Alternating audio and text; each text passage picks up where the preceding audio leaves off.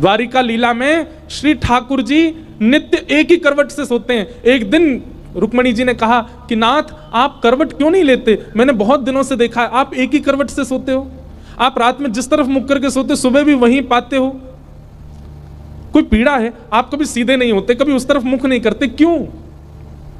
ठाकुर जी कहते हैं रुक्मणी उस तरफ वृंदावन है, द्वारिका से 1500 किलोमीटर दूर है वृंदावन आज की डेट में, और जिस द्वारिका में ठाकुर जी रहते थे वो तो समुद्र में थी, और 2000 किलोमीटर मान लो।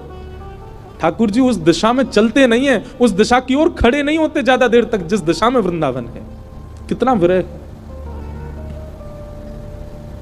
कितनी याद आती है ठाकुर जी को वृंदावन की। द्वारिका में उन सब दिशाओं में पर्दे पड़े हैं जिन दिशा में वृंदावन है। ठाकुर जी नहीं जाते, सह लेते हैं। आज सुबह सुबह ठाकुर जी यशोदा मैया से ही पहले उठ गए और उठ के स्वयं ही स्नान कर लिया। क्यों? क्योंकि अब मैया के ज्यादा स्नेह को मैं आस्वादन करूंगा तो मैं जा नहीं पाऊंगा। मैया उठी, आज आश्चर्यचकित है गई, बोले लाला तू नहा लियो? ठाकुर जी बोले हाँ मैया। तने अपने आप श्रृंगार कियो? अपनो श्रृंगार नहीं किया, ठाकुर जी ने केवल एक तिलक धारण किया है, एक माला पहनी है बस, और आज ज्यादा विशिष्ट श्रृंगार में नहीं है। बोले मैया मैं जल्दी जल्दी मथुरा जाऊंगा तो फिर जल्दी जल्दी आऊंगा ना, या हमारे मोह लगी, तू तो सो रही है तो सोंदा हूं मैं, जल्दी नहा लियो मैया। यशोदा मैया थोड़ी सी विचलित तो हुई आज तक ऐसा नहीं हुआ था। ठाकुर जी ने मन में विचार किया, अक्रूर जी से जाके कहा अभी ब्रह्म मुहूर्त है, सुबह की बेला है, सब ब्रजवासी अभी सो रहे होंगे, मैया यशोदा नंद बाबा उठ जाएं, केवल इनको प्रणाम करके हम चलें मथुरा की ओर। अक्रूर जी महाराज बोले जी भगवान।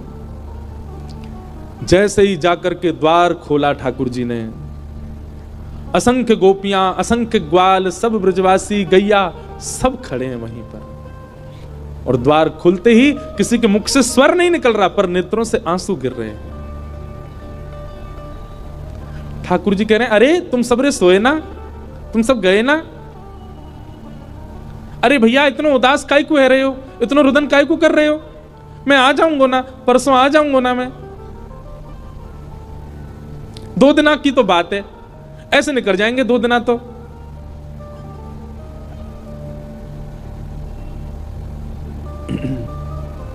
देखे बिन कान्हा जब मन नाही माना, इन आंखों से आज हमने ब्रह्म पहचाना, कृष्ण चरण कमलों में मन को लगाना, इन गोपियों का ताना ये उल्हाना दर्शन का बहाना है। गोपियां बहाने बना बना करके आती हैं, घर में मक्खन धरो है फिर भी जबरदस्ती मक्खन लेवे जामे कि या बहाने कन्हैया दिख जाएगा।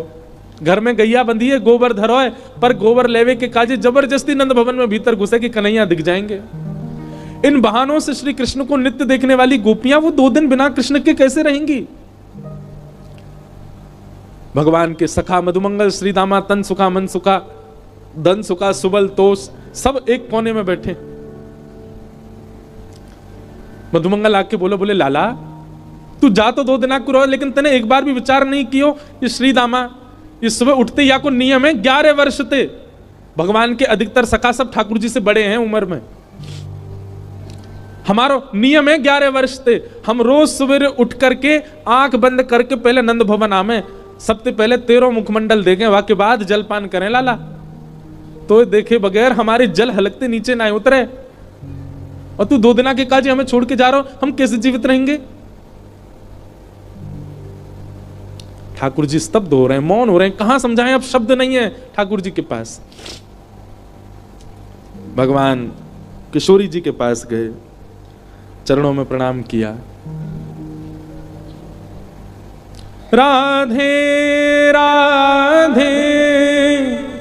ये स्तुति ठाकुर जी ने ही गाई है, आज भी बरसाने में गाते हैं सब, ठाकुर जी गा रहे हैं राधे राधे करुणामयी कृष्ण प्यारी मेरी सुधली जो श्री वृषभानु दुलारी मेरी सुधली जो श्री वृषभानु दुलारी। हे श्यामा जी, आप तो सब जाने, इस विश्व के कल्याण के लिए, उद्धार के लिए मेरो ब्रज से जानो कितनो जरूरी है। आप तो सब जाने श्यामा जी, मुझको आज्ञा दो। हे मनोहारिणी रासेश्वरी रस रूपा, हे मनोहारिणी रासेश्वरी रस रूपा, ब्रज विलासिनी ब्रज भामिनी ब्रज की भूपा। ओ ब्रज विलासिनी ब्रज वासन ब्रज की भूपा। ललितादिक सहचरी सर्वज्ञ स्वरूपा, ललितादिक सहचरी सर्वज्ञ स्वरूपा। मेरी सुधली जो श्री वृषभानु दुलारी। ओ मेरी सुधली जो श्री वृषभानु दुलारी। हे श्यामा जी, बस आगे की यात्रा में आप मुंह पे दृष्टि रखी हो। ठाकुर जी बिना नेत्र मिलाए चर्चा कर रहे हैं। किशोरी जी कह रही हैं, श्याम सुंदर या को उत्तर मुंह कहां देना चाहिए, आप ही बता के जाओ। ठाकुर जी बोले क्यों? बोले प्रेमी यदि जा रहे हो है तो दूसरों प्रेमी वाकु रोके नहीं, तो फिर प्रेम काय बात को। प्रेमी जा रहा है तो प्रेमी तो वाकु रोकेगो। लेकिन आप शुभ कार्य के लिए जा रहे हो, मानव कल्याण के लिए जा रहे हो, और शुभ कार्य में यदि कोई जा रहा हो तो उसको टोकना नहीं चाहिए। आप जा रहे हैं विश्व के कल्याण के लिए, मैं आपको रोकूं कैसे, मैं टोकूं कैसे? और मेरो प्रेमी जा रहा है और मैं रोकूं नहीं तो प्रेम कैसा? मुझे कहा करना चाहिए श्याम सुंदर, आप बता के जाओ। आपको आज्ञा दे दूं तो फिर मैं प्रेमी कैसी, जो अपने प्रेमी को दूर जावे की आज्ञा दे रही हूं? मैं टोक दूं, रोक दूं तो शुभ कार्य में टोक लग जाएगी। और मैं कछु ना कहूं तो प्रेमी जा रहा, और मैं कछु ना कहूं तो फिर प्रेम कैसा? मैं कहां कहूं, मुझे कहां उत्तर देना चाहिए? हे श्याम सुंदर बता के जाओ। ठाकुर जी कुछ नहीं बोले, बस चरणों की ओर देखते रहे किशोरी जी की, और रथ में विराजमान हो गए। निर्वाक हैं, निरुत्तर हैं, निरशब्द हैं। रथ जैसे ही आगे बढ़न लगो, सब ब्रजवासियों के नेत्र सजल हो गए। नेक दूर गयो, यहां अक्रूर जी ने इतनी देर में यशोदा मैया को सब सच बता दिया था। मैया जे तुम्हारो लाला ना है, जे देवकी को लाला है। कंस से रक्षा के लिए 11 वर्ष पूर्व वसुदेव जी इस बालक को लेकर के आपके पास आ गए थे, और आपकी बालिका ले जाकर के कंस को दी थी, जो कि अष्टभुजी देवी बन गई थी। अब जे लाला अपनी जन्मदात्री मैया के पास जा रहा हो, मैया है सके कि अब लौट के नहीं आवे। आप कृपा करो। अक्रूर जी को नहीं बताना चाहिए था यशोदा मैया को, पर उन्होंने बता दिया। मैया को तो रक्त ठंडो पड़ गयो, पैर के नीचे से जमीन खिसक गई। ठाकुर जी रथ में बैठ करके जैसे ही जाने लगे, थोड़ी देर बाद जब रथ के चाबुक की आवाज आई, रथ के पहियान की आवाज आई, तब मैया को होश आयो और निकल के भागी अपने भवन से। कान्हा रुक जा, अरे लाला रुक जा, कन्हैया नेक डट जा। मैया की आवाज सुनकर के श्री ठाकुर जी चलते रथ से कूद पड़े, दौड़ करके आए, मैया के अंग से लिपट गए। मैया तू काय को रो रही है? मैं आ रहा हूं ना, परसों आ जाऊंगा। मैया तू रोवे मत, ऐसे करेगी तो मैं किस जाऊंगा? लाला मैया सर्वांगीण अंग का स्पर्श करती जा रही है ठाकुर जी के, और कह रही है लाला मोए जो पता ही तू गोपीन ते झूठ बोले, तू गालन ते झूठ बोले, सबन ते झूठ बोल ले, लेकिन आज तू मोते झूठ बोल रहा है। मुझको सब पता चल गई लाला, तू मेरो लाला ना है, तू तो देवकी को लाला है। कंस से रक्षा के काजे अक्रूर जी महाराज तो मेरे पास छोड़ गए, वसुदेव जी महाराज तो मेरे पास छोड़ गए। 11 वर्ष 56 दिना तक मैंने तेरो पालन पोषण कियो, मक्खन खावे के काजे तो कुछ छड़ी दिखाई, उखल में बांध दियो, कभी तेरे पीछे छड़ी लेकर के भागी, कभी तेरो कान मरोड़ दियो, कभी तेरो हाथ जोड़ते पकड़ लियो लाला, ऐसो कोमल से मेरो लाला, आज मुझको ग्लानी है रही है, मैंने क्यों कियो ये सब। ना मैया तू मेरी मैया है, तू सब कर सके, तू कुछ सबरो अधिकार है, तू अभी मोको मार ले मैया, तू कुछ सब अधिकार है मैया, मैं तेरो ही तो हूं। लाला तेने बहुत प्रेम दियो मोको, तेने बहुत स्नेह दियो मोको, पर मैं इतनी निष्ठुर नहीं हूं कि एक मैया के प्रेमास्पद को हमेशा के लिए अपने पास रख लूंगी। मैं भी तो मां हूं, मैं भी तो समझूं कि बालक के बिछुड़वे को कष्ट कहा हुआ आज समझ रही हूं। मैंने तो फिर भी तेरो संपूर्ण बालपन देखो, पर जाने तो जन्म दियो वा देव की मैया ने तो पूरा जीवन कारागृह में निकाल दियो। और आज भी अगर मैं तुमको रोक लूंगी लाला, तो मैं देवकी के संग बहुत बड़ा अत्याचार करूंगी। वैसे तो में मेरे प्राण बसे, है सके कि तू यहां तक गए और शायद है सके कि मैं जीवित हूं ना बच्चू लाला, लेकिन अब समय देवकी को प्रसन्न करवे को है। तू जा, मुझको एक वचन देके जा लाला, तू देवकी को नहीं बताइयो मैंने तेरो हाथ पकड़ो, कान मरोड़े, तो को उखलते बांधो, और दूसरा वचन देके जा लाला। कहा तो कुछ जब भी खबर पड़े कि यशोदा मरणासन अवस्था में है, वह समय आ जाइयो मेरे पास, तो को निहार लूंगी, तो को देख लूंगी लाला, तो चैन से प्राण चले जाएंगे मेरे।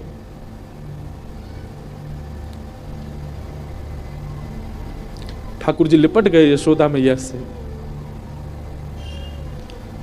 सब खड़े रो रहे हैं, अक्रूर जी तक रुदन कर रहे हैं जो ठाकुर जी को लेने आए हैं।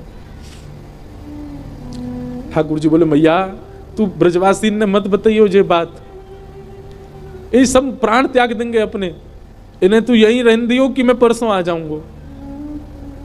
और मैया तू अपना ध्यान रखियो, मैं आ जाऊंगा जल्दी। चरणों में प्रणाम करके जैसे श्री कृष्ण मुड़े हैं रथ की ओर, यशोदा जी मूर्छित हो गए।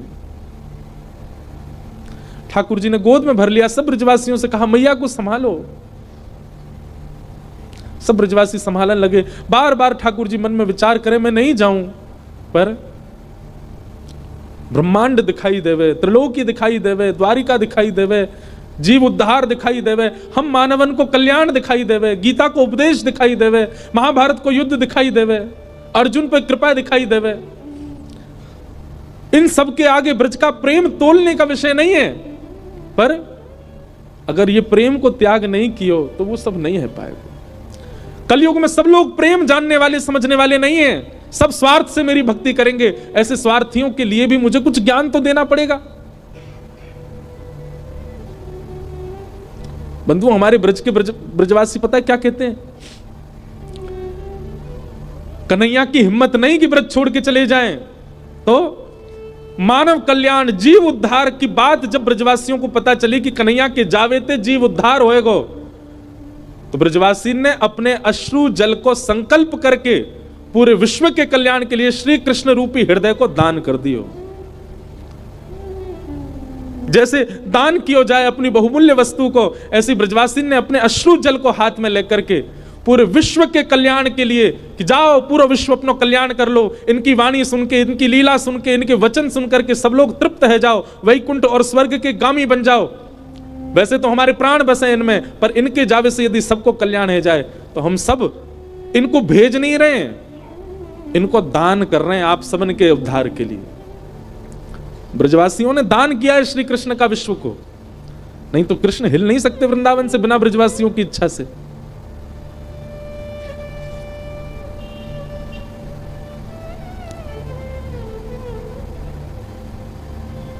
सब देख रहे रथ की ओर।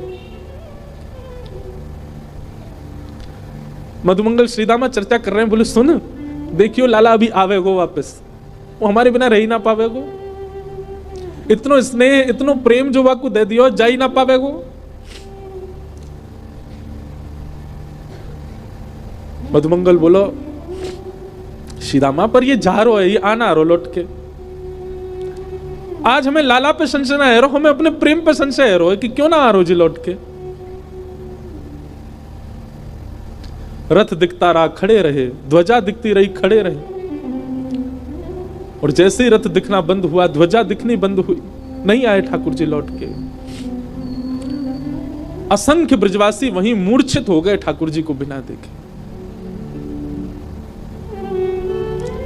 नंद बाबा बोले, अरे मधुमंगल श्रीदामा, ए भैया ये क्या कर रहे हो, देख परसों आ जाएगा लाला जी, देख सब मूर्छित है गए, जल्दी जा संभालो। सब ब्रजवासी इनको लगायो, कोई जल लेके आ रहा हो, कोई जलपान करा रहा है, गोपी इनको ले लेकर के घर की ओर भाग रहे हैं। ऐसी विरह वेदना सबके चित्त में है रही है।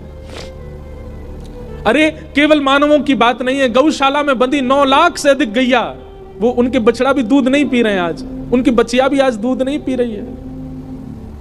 सब केवल अपने कान उठा के श्री कृष्ण को खोज रहे हैं। बंधुओं एक बात कहूं आपसे, लिख लीजिएगा।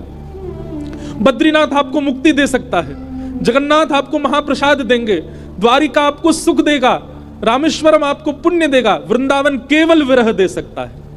केवल विरह है वृंदावन के पास, केवल प्रेम है वृंदावन के पास। पुण्य की कामना से वृंदावन मत जाओ, वैकुंठ की प्राप्ति की कामना से वृंदावन मत जाओ। वृंदावन केवल विरह समेटे हुए है अपने अंदर।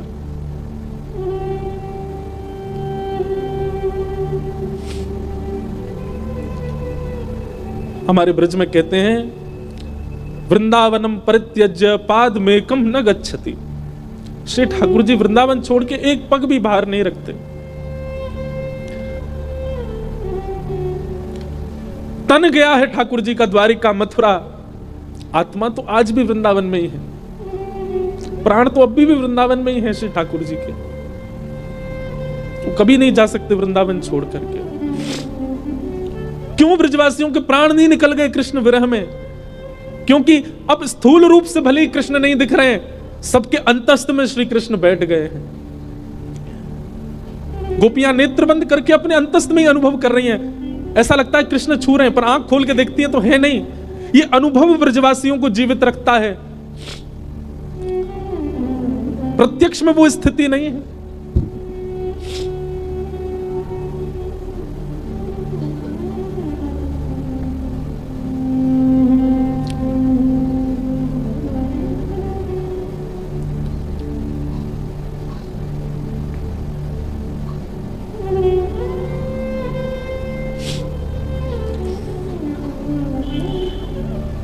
ठाकुर जी मथुरा पहुंचे। मथुरा आकर के श्री ठाकुर जी ने कुबला पीड़ हाथी का वध किया। अब ठाकुर जी की लीला में आपको ऐश्वर्य ज्यादा दिखेगा, क्योंकि प्रेमी श्री कृष्ण तो वृंदावन ही रह गए। ऐसा भी कहूं कि ठाकुर जी का स्वभाव वृंदावन में रह गया, अब प्रभाव आगे आ रहा है। वो चंचलता, वो मधुरता, वो प्रियता, अब सब ठाकुर जी ने उसको गौड़ कर लिया। अब ठाकुर जी परब्रह्म की भांति लीला कर रहे हैं। मानो अपने परब्रह्मत्व पर ही ठाकुर जी को क्रोध आ रहा है कि मैं क्यों हूं जिसके कारण मुझे व्रत छोड़ना पड़ा। कुबला पीड़ हाथी का वध कर दिया। जितने मल्ल थे कंस के कारक, कंस के रणभूमि में सबको मार दिया ठाकुर जी ने। और 50 सिड्डी ऊपर बैठे हुए कंस को देखा। एक छलांग मार करके ठाकुर जी उसके पास पहुंच गए, दोनों भुजाओं में कंस को उठा करके पृथ्वी पर पटक दिया। गिरते ही कंस के प्राण निकल गए। भगवान तुरंत कारागृह की ओर दौड़े। बंधु एक बात कहूं, ठाकुर जी का एक खेल है, विरह और संयोग, संयोग और वियोग। जिस किसी को भी संयोग का अनुभव हो रहा है, तैयार रहना, वियोग आएगा जीवन में, क्योंकि ये खेल है श्री कृष्ण का। वो ऐसे ही करते हैं, जिसको संयोग देते हैं उसको वियोग देते ही हैं। और जो कोई भी रुदन कर रहा है, जिसके भी चित्त में वियोग, जिसके भी जीवन में वियोग है, परेशान मत होना, एक दिन संयोग होगा। 11 वर्ष 56 दिन पहले छोटी से एक दिना के ठाकुर जी मैया को छोड़ के चले गए, उनको वियोग दे दिया। कहां तो इतना बड़ा संयोग दिया कि उनके गर्भ से प्रकट हुए, और गर्भ से प्रकट होते इतना बड़ा वियोग दे दिया कि मैया रोती बिलखती छोड़ गए। 11 वर्ष 56 दिन तक मैं किसका पक्ष लूं, यशोदा जी का या देवकी का? देवकी मैया रोज कारागृह में खिड़की पे खड़ी हो जाती है, ऊपर साधन नहीं है तो जबरदस्ती घड़े पे घड़ा रख के या कोई ऐसी व्यवस्था करके खिड़की के ऊपर खड़ी हो जाती है, और वहां से वृंदावन से आने वाले लोगों को बुलाती है। बोले सुनो कहां ते आ रहे हो? बोले हम तो वृंदावन ते आ रहे हैं। अच्छा तुमने वृंदावन में कुछ देखो? अरे बड़ी सुंदर लता गुल्म यमुना जी, ऐसी रेणु, ऐसी गैया, ऐसे गोपग्वाल। देवकी मैया बोले सबसे सुंदर कहा है वृंदावन में? मैया सबसे सुंदर तो यशोदा को लाला है। अरे मैया कैसो चले, कैसी बात बनावे, कैसे नैन मटकावे, वाके अंदर तो ऐसी सुगंधी आवे। अरे हम तो सांची पूछो, हम तो भैया देखवे जामे। द्वार वहीं खिड़की पे खड़ी खड़ी देवकी रुदन करती है, मैं कब देखूंगी अपने लाला को? काश इन्होंने यशोदा की लाला की जगह एक बार कह दिया हो तो देवकी को लाला। उनका विरह कम नहीं है। 11 वर्ष 56 दिन कहां ब्रजमंडल में इतना आनंद, इतना सुख, इतने उत्साह। कई लोग मुझे बोलते हैं ठाकुर जी क्यों, कितना बुरा किया ठाकुर जी ने ब्रजवासियों के साथ। ठाकुर जी को देवकी का विरह दिखाई दे रहा है। जहां लाखों नर नारी आनंद कर रहे थे, वहीं एक कारागृह में बैठकर के सिसक सिसक के रो रही है देवकी।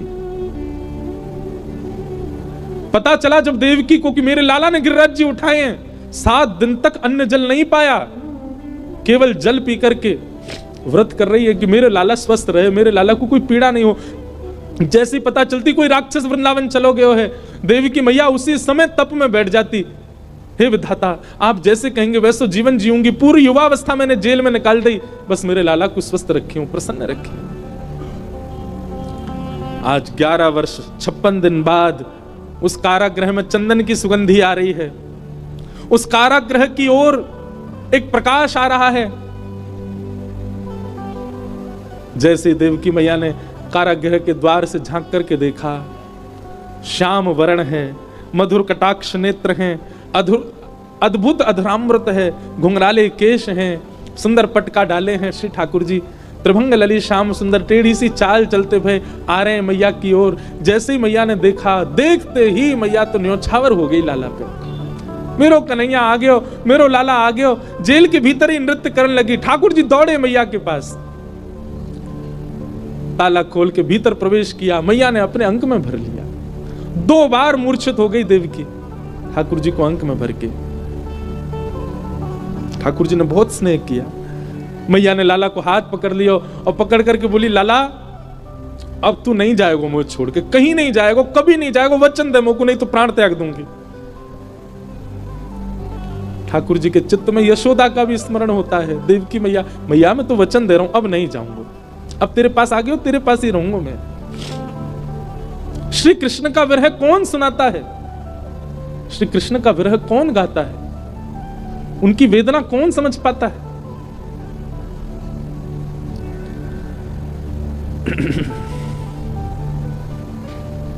ठाकुर जी ने अपने नाना उग्रसेन को मथुरा का राजा बनाया और माता पिता से आज्ञा मान करके बोले, पिताजी अब मैं अध्ययन की इच्छा है मेरे चित्त में, अब क्या आज्ञा हो तो मैं पढ़ने जाऊं। वसुदेव देवकी की आज्ञा से श्री ठाकुर जी सांदीपनी गुरुकुल अवंतिका उज्जैन पढ़ने के लिए गए और वहां सांदीपनी उपाध्याय के यहाँ श्री ठाकुर जी ने संपूर्ण शिक्षा ग्रहण की। वहीं ठाकुर जी को सुदामा नाम के मित्र मिले। लौट करके भगवान आए, उद्धव जी महाराज को वृंदावन भेजा, गोपियों के साथ उद्धव जी का संवाद हुआ। जरासंध ने मथुरा के ऊपर चढ़ाई कर दी, भगवान ने 17 बार उसको हरा दिया।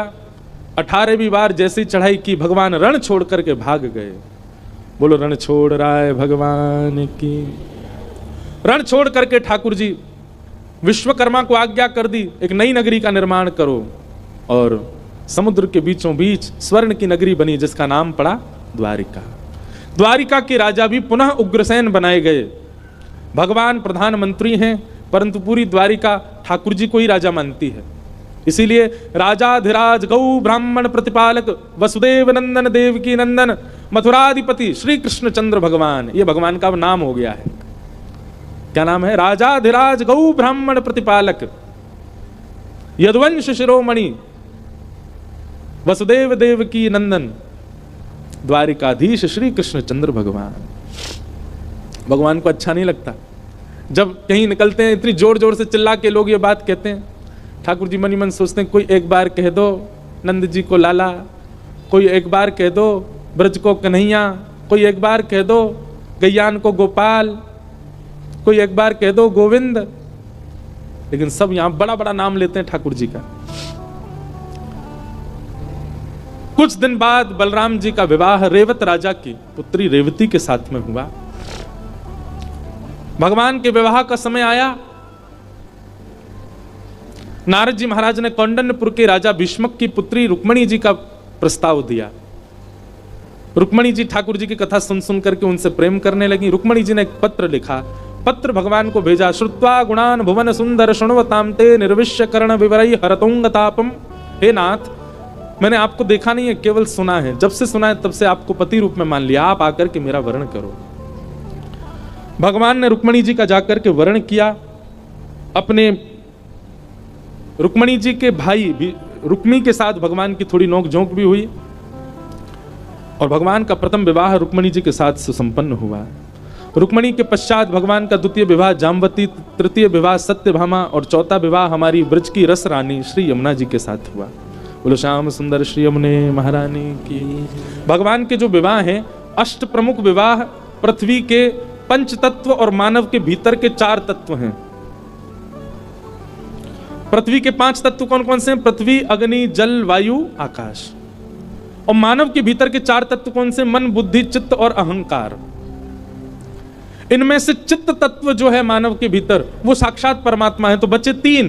तो पृथ्वी के 5 तत्व और मानव के भीतर के 3 तत्व, यही भगवान की अष्टपटरानियां हैं। पृथ्वी, कोई भगवान की पत्नी कोई पृथ्वी तत्व है, जैसे सत्यभामा वो पृथ्वी है, जैसे रुक्मणी वो अग्नि है, जैसे यमुना वो जल है। तो पृथ्वी, जल, अग्नि, वायु, आकाश, ये भगवान की 5 मुख्य पटरानी। और हम सब मानवों के भीतर के 3 तत्व, मन, बुद्धि और अहंकार। यहां पर अहंकार अभिमान नहीं है, सेल्फ कॉन्शियसनेस, देहाभिमान। मुझे प्यास लगी पानी पी रहा हूं, ये भी एक अभिमान है। ये सूक्ष्म अभिमान हम सबके अंदर है। भूख लगने पर भोजन करना, नींद आने पर सोना, ये 3 तत्व हैं, मन, बुद्धि और अहंकार। इन तीनों से भी भगवान ने ब्याह किया। भौमासुर राजा के यहाँ 16,100 राजकुमारियां बंदी थी। भगवान ने उनको मुक्त किया। उन सब ने भगवान से प्रार्थना की कि आप ही हमें पत्नी रूप में स्वीकार करो। भगवान ने 16,100 राजकुमारियों के साथ विवाह किया। ये कौन है? ये वेद के मंत्र हैं, उपासना कांड के मंत्र हैं। 16,100 ठाकुर जी की उपासना के। ब्राह्मण देवता आपके घर अनुष्ठान करते हैं, आपके हाथ में पुष्प देकर के कहते हैं श्री ठाकुर जी का स्मरण करो। कस्तूरी तिलकम ललाट पटले वक्षस्थले कौस्तुभम नासाग्रे वरमुक्तिकं तरतले वेणु कणे कंकड़म सर्वांगे हरिचंदनम सुललितम कंठे च मुक्तावली गोपस्त्री परिवेष्टितो विजयते गोपाल चूड़ामणि। अब ये पुष्प ठाकुर जी को छोड़ दो। इस प्रकार 16,000 मंत्र भगवत उपासना के जो हैं वे ही भगवान की 16,100 पटरानियां। कितने ब्याह हो गए भगवान के? 16,108। भगवान सबके साथ अलग अलग भवन में एक साथ रहते हैं। नारद जी को भगवान ने गृहचर्या दिखाई, भगवान की नित्यचर्या का दर्शन किया। जरासंध राजा के यहाँ जाकर के भगवान ने 20,000 राजकुमारों को मुक्त कराया। भीम के द्वारा जरासंध का वध करवाया। पांडवों का राजसूय यज्ञ था, उसमें ठाकुर जी पहुंचे, वहां जाकर के शिशुपाल का वध किया। भगवान अपने बालकों को ज्ञान उपदेश करते हैं पर बालक नहीं मानते, और इसी बात से इन बालकों ने संतों का अपमान किया, जिसके कारण यदुवंश को मरने का श्राप मिला। भगवान बोले 5 गुण यदि आपके अंदर हैं, रूप, यौवन, संपत्ति, बहुसम्मान और कम आयु। रूप, यौवन, संपत्ति, बहुसम्मान और ऊंची पदवी, ये 5 गुण यदि आपके पास हैं और इनके साथ 6वां गुण सत्संग नहीं है, तो ये 5 आपको एक दिन घेर देंगे। आपके पास रूप है लेकिन सत्संग नहीं है तो आप रूप गर्विष्ठ हो जाओगे। आपके पास धन है लेकिन आप सत्संग नहीं करते तो आपका धन आपका नाश करेगा। आपके पास यौवन है, आपका शरीर बहुत बलवान है, युवावस्था है, लेकिन आप सत्संग नहीं करोगे तो ये युवावस्था व्यर्थ हो जाएगी। आपकी कम उम्र में बहुत सम्मान हो रहा है, बहुत कर रहे हैं, प्रेम कर रहे हैं लोग, लेकिन आपके जीवन में सत्संग नहीं है तो आपका कम उम्र में सम्मान पाना विष के समान। भगवान के पुत्रों के अंदर ये सारे गुण हैं, रूप भी है, यौवन भी है, संपत्ति भी, उम्र भी कम है, ऊंची पदवी भी मिल गई, सब कहते हैं भगवान के बच्चे आ गए, लेकिन सत्संग नहीं है जीवन में। भगवान ने ये बात हम सबको बताई, मेरे खुद के बालकों ने सत्संग नहीं किया और पूरे यदुवंश के नाश का कारण बन गए। भगवान के प्रिय मित्र श्री सुदामा जी का चरित्र सुनाया गया। यदुवंशियों में आपस में एक दिन युद्ध हुआ, लड़ झगड़ करके सब लोग आपस में मरते चले गए। एर का नाम की विषैली घास थी, एक दूसरे पर फेंक दी, धीरे धीरे सबके प्राण निकल गए। बलराम जी महाराज भगवान के आगे हाथ जोड़ते हैं, लाला अब मोए आज्ञा दो। ठाकुर जी ने आज्ञा दी और शेषनाग रूप धारण करके क्षीर सागर में श्री बलराम जी प्रवेश कर गए। भगवान वृक्ष के नीचे बैठे हैं, तभी एक भेलिया ने बाण मार दिया। भगवान ने कहा सब मेरी इच्छा से हो रहा है, तुम्हारी कोई गलती नहीं। पैर में बाण लगा। अपनी संपूर्ण लीला का चिंतन करके ठाकुर जी को लेने के लिए देवताओं ने विमान भेजा। भगवान ने उस भेलिया को ही विमान में भेज दिया। बोले जाओ। बोले आप कैसे आएंगे? भगवान बोले हम पे बहुत तरीके आने का, हम आते हैं। उद्धव को ज्ञान उपदेश किया, मैत्री मुनि को ज्ञान उपदेश किया। इसी को भागवत धर्म कहते हैं। अद्भुत प्रसंग है श्रीमद् भागवत जी का, भगवान कृष्ण उद्धव संवाद। हम सबको प्रणाम करते हैं। हम साल में एक बार बद्रीनाथ कथा करते थे तो वहां उद्धव कृष्ण संवाद ही करते थे, पर 2 साल से अभी जाना नहीं हुआ। अब अगले वर्ष यदि जाएंगे तो वहां पुनः उद्धव कृष्ण संवाद होगा। भगवान ज्ञान उपदेश करके उद्धव जी ने पूछा कि नाथ आप चले जाएंगे तो हम कैसे जीवित रहेंगे? हम भक्तों का आश्रय क्या है? आपके जाने के बाद हम किसकी शरण में जाएंगे? तो भगवान बोले उद्धव मेरी ओर देखो। और ठाकुर जी एक दिव्य ज्योति में परिणित हो गए। 7 बार आकाश में भ्रमण करते हुए तिरोधाय प्रविष्टो यम श्रीमद् भागवतार्णवम, ठाकुर जी भागवत में आकर के विराजमान हो गए। ये श्रीमद् भागवत कोई ग्रंथ नहीं, कोई पोथी नहीं है, साक्षात श्री कृष्ण है, श्री कृष्ण का वांग्मय स्वरूप है। कुछ और लीलाएं हुई। यहां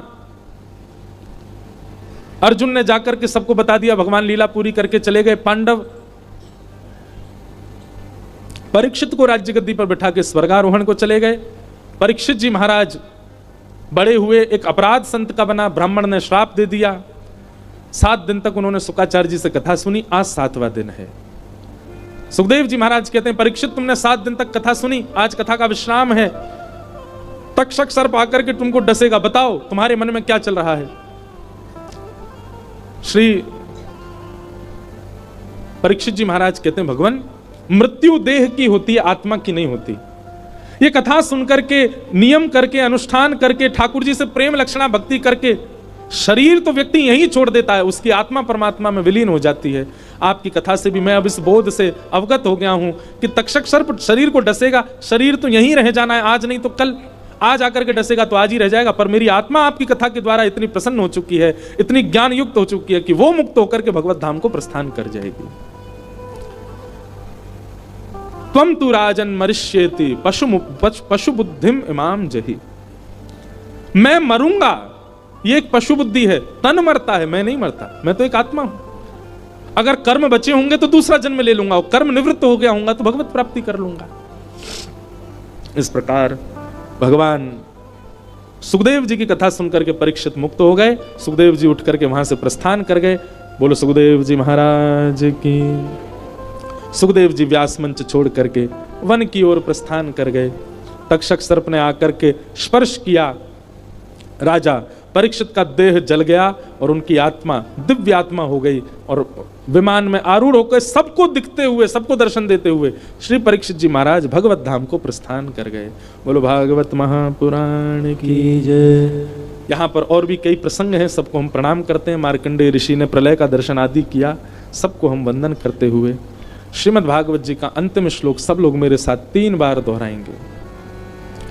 नाम संकीर्तनम यस्य, नाम संकीर्तनम यस्य, सर्व पाप प्रणाशनम, सर्व पाप प्रणाशनम, प्रणामो दुख समनः, प्रणामो दुख समनः, तम नमामि हरिम परम, तम नमामि हरिम। सुन करके सब लोग बोलो और बिल्कुल शुद्ध उच्चारण कीजिए भागवत जी का अंतिम श्लोक, विश्राम श्लोक। नाम संकीर्तनम यस्य नाम संकीर्तनम यस्य सर्व पाप प्रणाशनम सर्व पाप प्रणाशनम प्रणामो दुःख समनः नामो दुःख समनः तम नमामि हरिं परम तं नमामि हरिं परम् नाम संकीर्तनम यस्य नाम संकीर्तनम यस्य सर्व पाप प्रणाशनम सर्व पाप प्रणाशनम् प्रणामो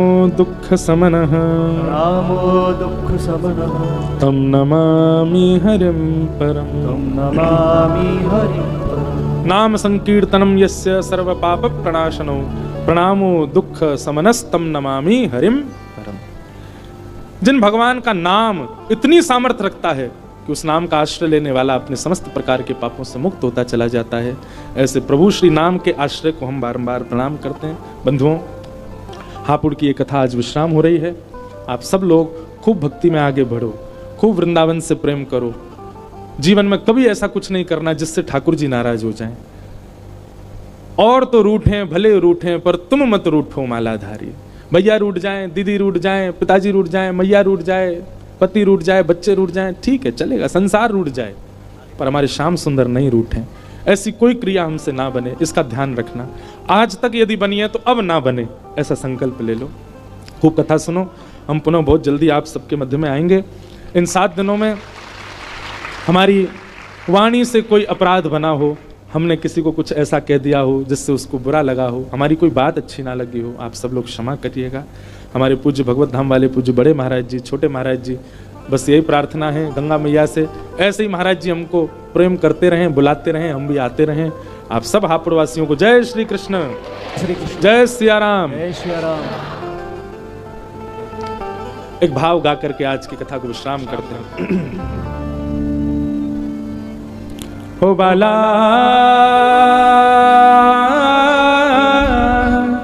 मैं बैरागन हूँगी, मैं बैरागन हूँगी, मैं बैरागन मैं बैरागन हूँगी,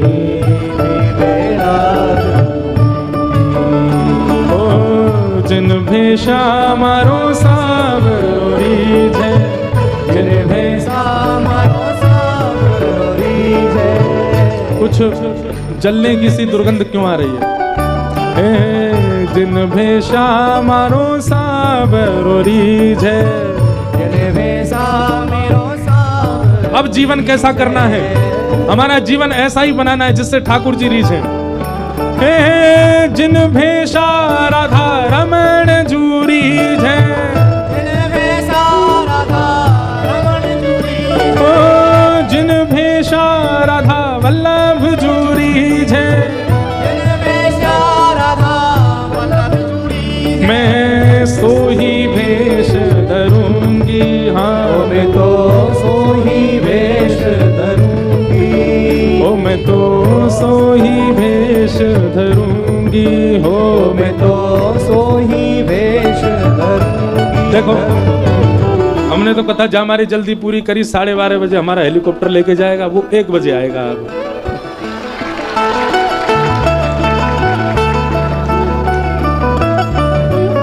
ओ बाला